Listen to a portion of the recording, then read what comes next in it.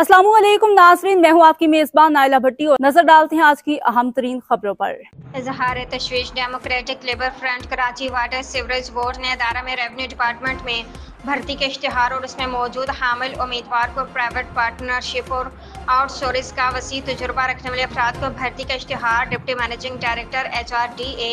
मोहम्मद साकिब के ऑफिस से जारी होना इस बात की गमाजी कर रहा है कि नाहल रिवर्ट शुदा 40 डिग्रियों के हामिल अदारा दुश्मन दिगर और अफसरान अदारा की जल्द अज जल्द नजकारी के अमल को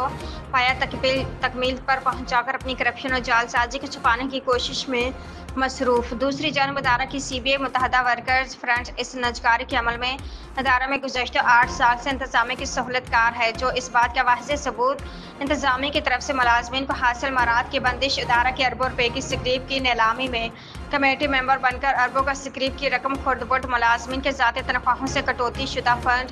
अरबों रुपए का अकाउंट से गायब होना, रिटायर्ड होने वाले मुलाजमीन के वाजिबात को सालों पर मुहैयत कराना और CBA का मुलाजमीन मराद बहाल कराने और रिटायर्ड को कानून मुकर्ररा मुद्दत में वाजिबात की अदायगी कराने के बजाय FIFO का फार्मूला कराकर मुलाजमीन को इंतशार खिलफशार माशी मसाइल में उलझाकर